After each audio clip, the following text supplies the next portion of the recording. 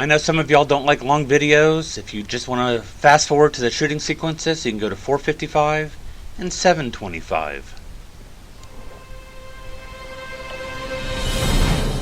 Carpe when hunting up in North Texas, arrived early on the property to check things out and noticed that there were a lot of the cattle hanging out in the woods, along with a lot of little baby calves.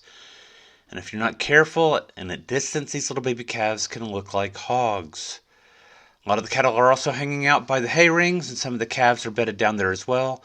The hogs like to come to the hay rings, not because of the hay, but because of the insects that are underneath the hay and underneath the manure, and they'll snuffle around and eat the bugs underneath all of that. Now here's an overview of the land where I'm going to be hunting. I'm actually set up on a hilltop. Here we're getting a 360-degree view of all this nice open area. The landowner takes really good care of this field. Whenever the hog's rooted up, he goes back and regrades it. And here off to the northeast is the tree line where all the cattle were hanging out, and also where the 3 hay rings were.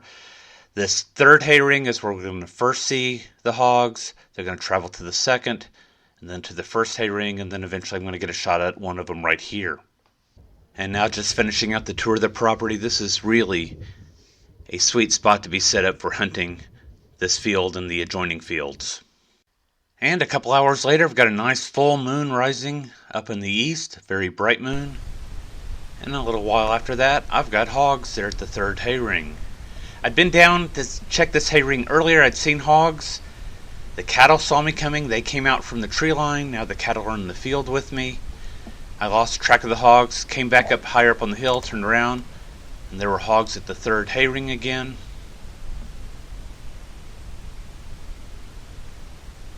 Of course, I don't have a shot with all the cattle in the way. And I don't want to confuse the hogs for the little baby calves.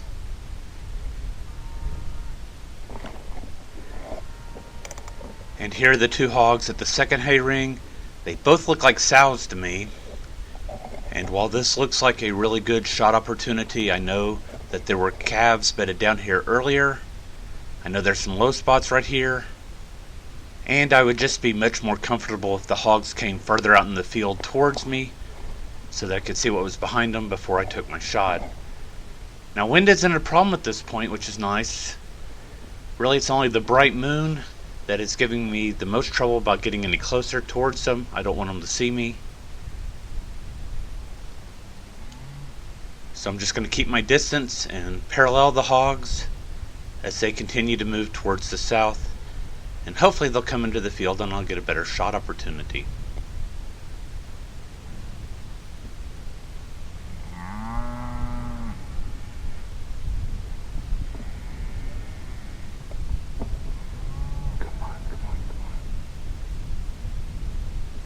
You know, they really don't seem to be in a hurry to go anywhere. Maybe they'll come into the field.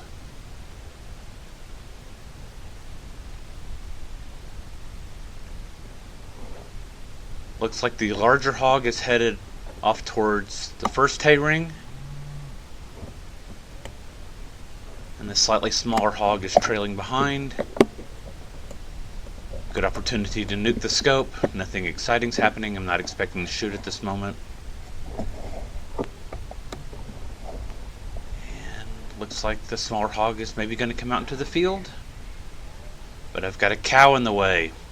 Multiple cows in the way.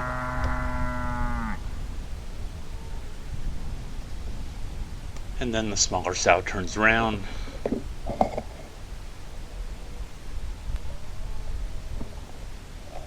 And seems to be following the larger sow. And there they are again. They're close to the 1st hay ring.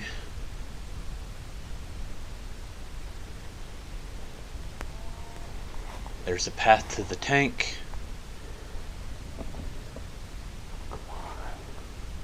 Of course, the cattle are in the way.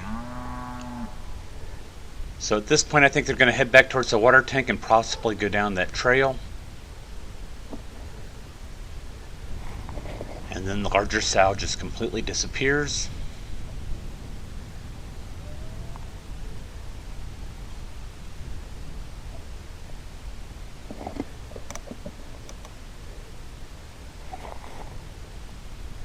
So it looks like I've got the one remaining smaller sow, and it looks like she's heading back into the woods as well.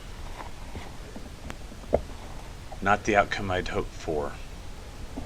She passes around behind hay ring 1, and goes down into the woods after the first sow.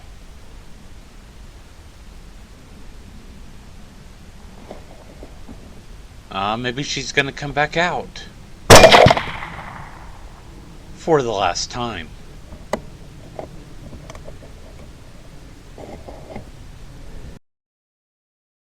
Brass Catcher by Tactical Brass Recovery. She came in at just 100 pounds and was absolutely emaciated.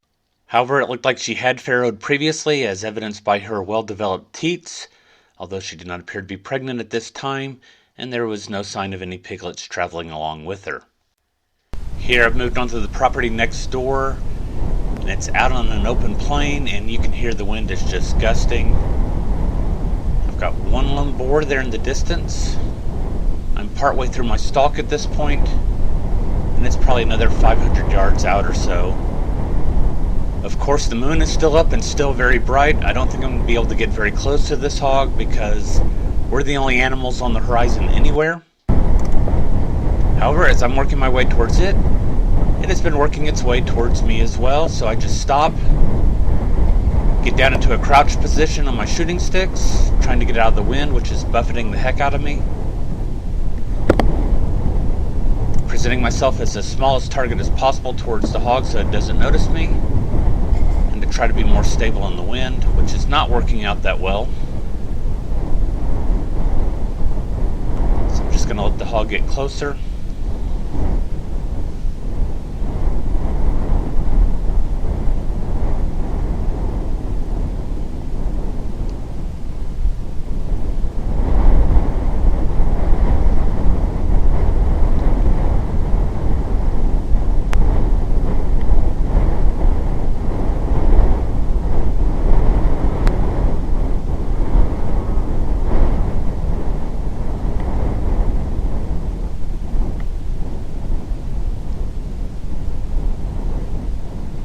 He seems fairly calm. I'm not going to make any radical moves. I'm about as steady as I'm going to get. Alright, here we go.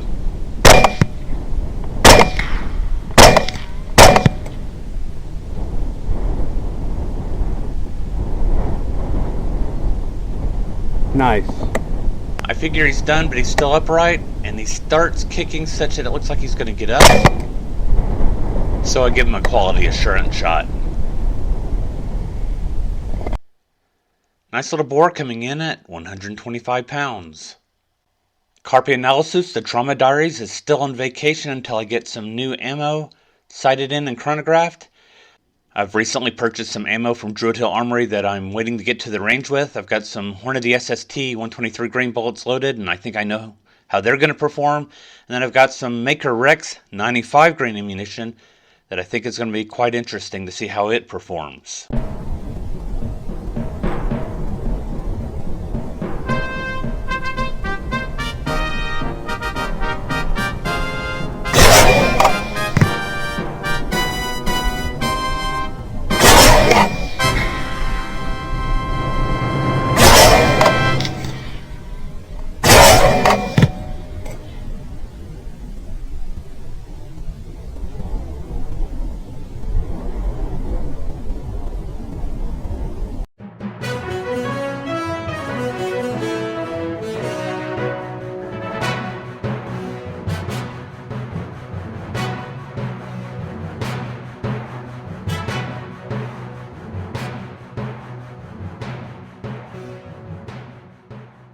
Carpe Sus, my friends.